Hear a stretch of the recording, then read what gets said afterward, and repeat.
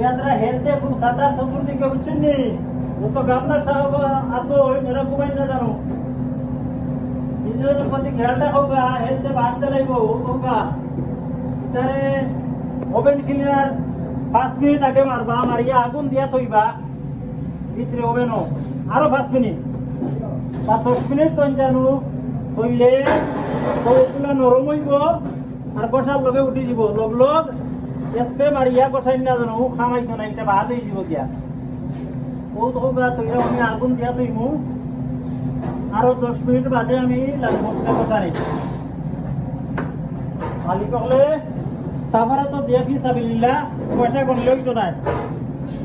ফাকিয়া খান করাই নাই ও তো হোগা ও আগুনটা দেখো ও তো হোক ও ওলা রাখিলাম আরো 10 মিনিট আমার একটা ও তো হোগা ও তো আগুন দিয়া রাখতইবা আরো 10 মিনিট গরম না হইলে হবেন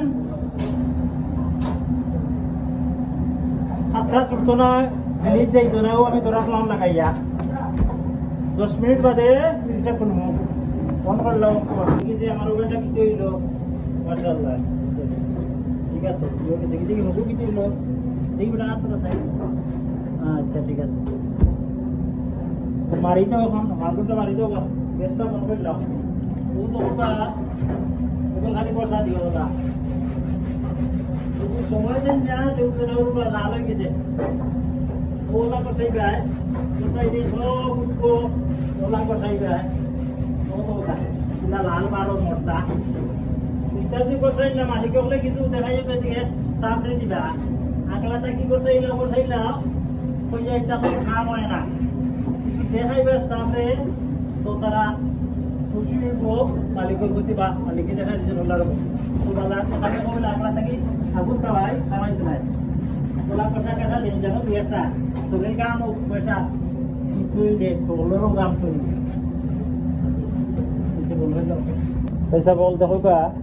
তখন কোন তো নাই হয়েছে আর আপনারা যদি যারা পুরানারা যদি দেখাই না নয়া মানুষ নয়া মানুষ বুঝতো না গোসাইতো না এগুলা ঠিক মতো